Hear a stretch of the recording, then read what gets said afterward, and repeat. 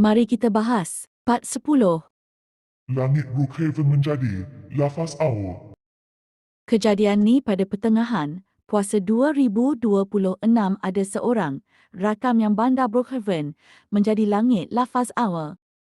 Sebelum tu jangan lupa like, share dan follow atau di YouTube subscribe tau, sebab Akil nak kumpulkan orang Malaysia dan Indonesia tengok video Akil untuk selama-lamanya.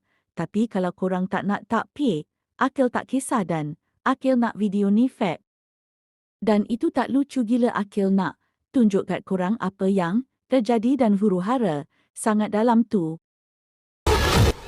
Terus ada suara aneh.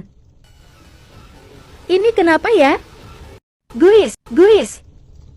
Ini Brookhaven-nya kok kayak gini.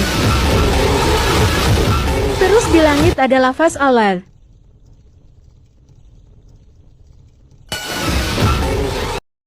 Walau wek bapak tak lawak, bodoh. Au ingat lauk kedongok. Doh lohat suai dok, jelah. Lepas tu ada lagi yang Akil pernah buat video ni.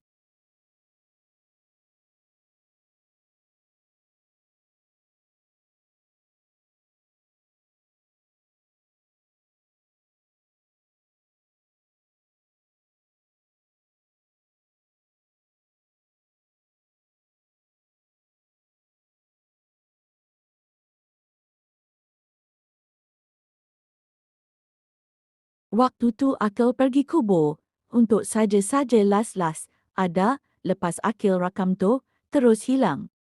Lepas tu lepas Akil bawa kuda sebab Akil nak buat lawak lepas tu tiba-tiba muncul.